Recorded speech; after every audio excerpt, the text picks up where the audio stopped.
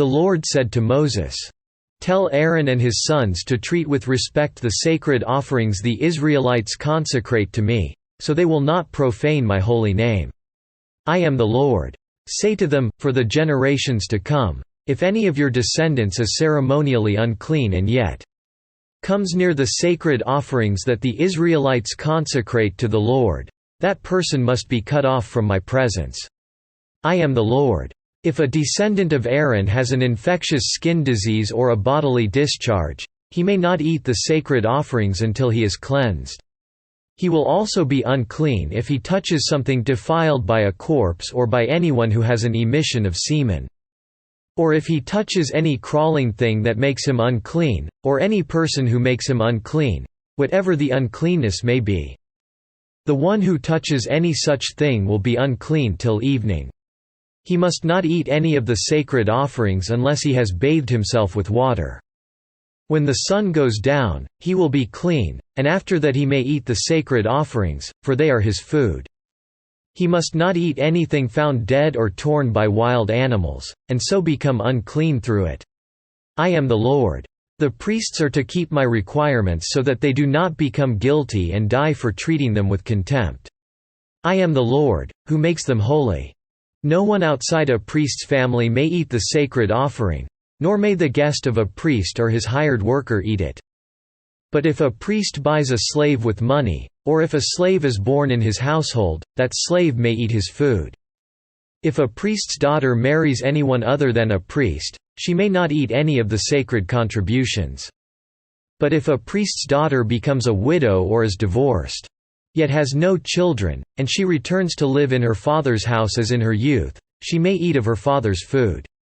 No unauthorized person, however, may eat any of it. If anyone eats a sacred offering by mistake, he must make restitution to the priest for the offering and add a fifth of the value to it. The priests must not desecrate the sacred offerings the Israelites present to the Lord, by allowing them to eat the sacred offerings and so bring upon them guilt requiring payment. I am the Lord, who makes them holy." The Lord said to Moses, "Speak to Aaron and his sons and to all the Israelites and say to them, if any of you, either an Israelite or an alien living in Israel, presents a gift for a burnt offering to the Lord, either to fulfill a vow or as a freewill offering, you must present a male without defect from the cattle, sheep or goats in order that it may be accepted on your behalf. Do not bring anything with a defect, because it will not be accepted on your behalf. When anyone brings from the herd or flock a fellowship offering to the Lord to fulfill a special vow or as a freewill offering, it must be without defect or blemish to be acceptable. Do not offer to the Lord the blind, the injured or the maimed, or anything with warts or festering or running sores. Do not place any of these on the altar as an offering made to the Lord by fire. You may, however, present as a freewill offering an ox or a sheep that is deformed or stunted, but it will not be accepted in fulfillment of a vow.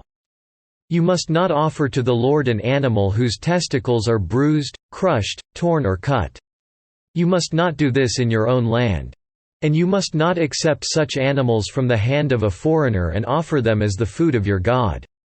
They will not be accepted on your behalf, because they are deformed and have defects."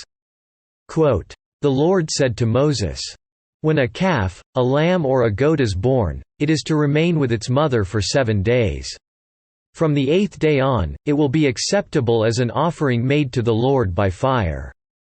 Do not slaughter a cow or a sheep and its young on the same day. When you sacrifice a thank offering to the Lord, sacrifice it in such a way that it will be accepted on your behalf. It must be eaten that same day, leave none of it till morning. I am the Lord. Keep my commands and follow them. I am the Lord. Do not profane my holy name.